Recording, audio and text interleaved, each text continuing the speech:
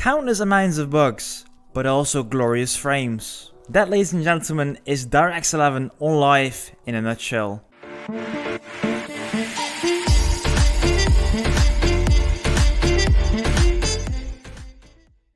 Hello and welcome back, guys. I am Feb1 and today we're going to discuss the initial review of DX11 on live. Keep in mind though, these are my experiences and it can be that your experience differ.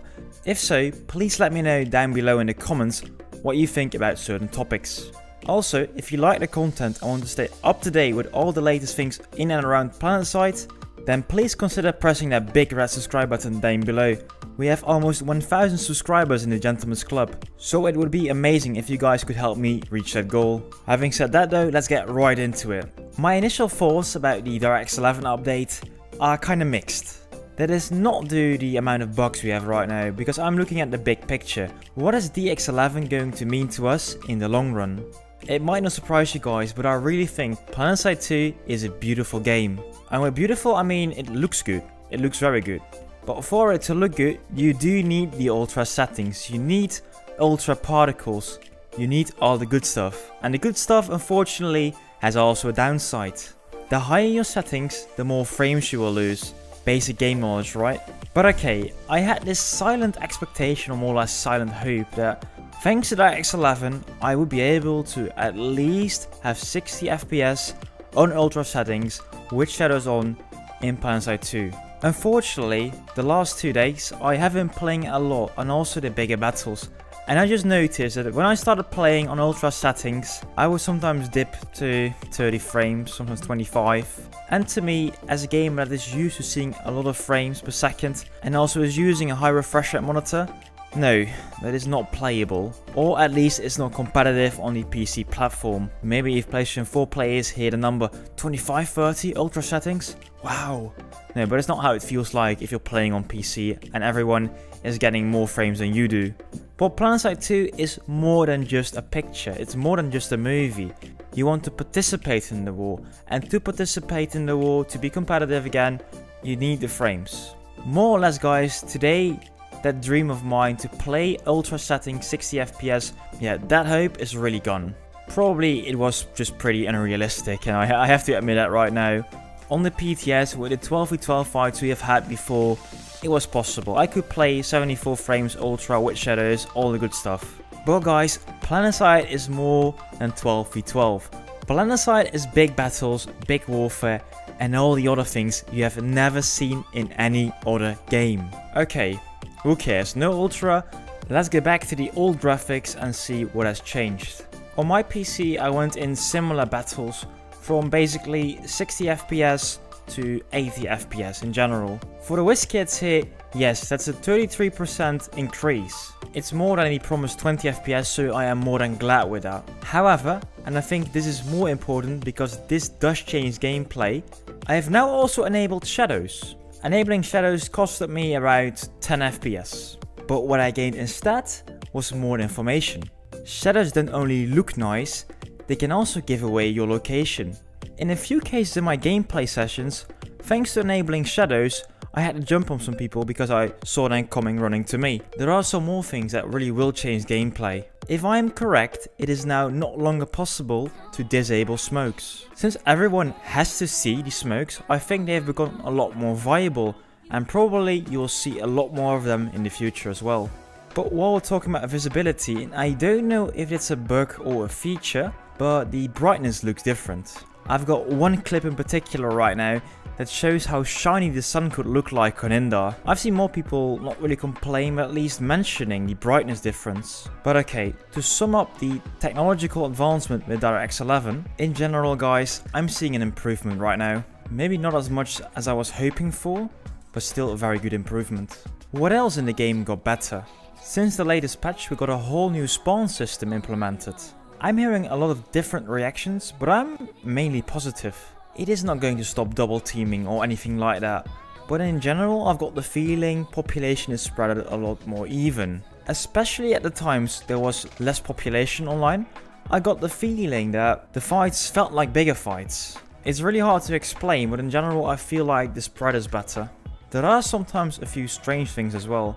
Like for example, you can't always spawn at an adjacent base, and sometimes you can't even spawn at all. My first impressions of the new spawn system is rather positive, like I said before, but I do need to see this for a longer time. The same is also true for the new 3-lane unstable warp gates. I haven't really played with the 3-way lane system yet, so I can't really tell you much about it.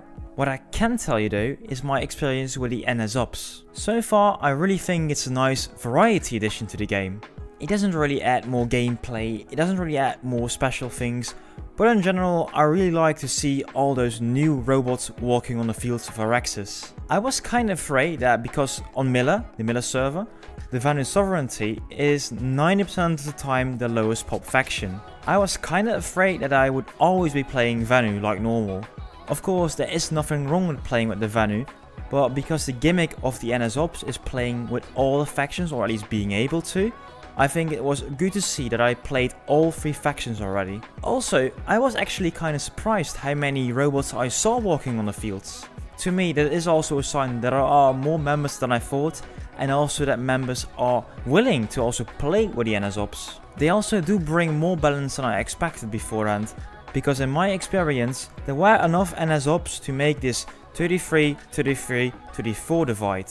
I am afraid though that right now people are playing NSO because it's new, it's a new thing, and when it goes on longer and longer and longer, less and less players are continuing to play NSO. But we will see, that's something I need to wait for, because I can't see that in my crystal ball. At least I am glad that I can finally try to bring balance to the game, thanks to my NSO robot. There are some bugs though. For example, if you are NSO and you are inside or very close to an enemy base, you won't get any damage. Those are one of the bugs I think are dangerous, because right now you could really abuse these things in the game.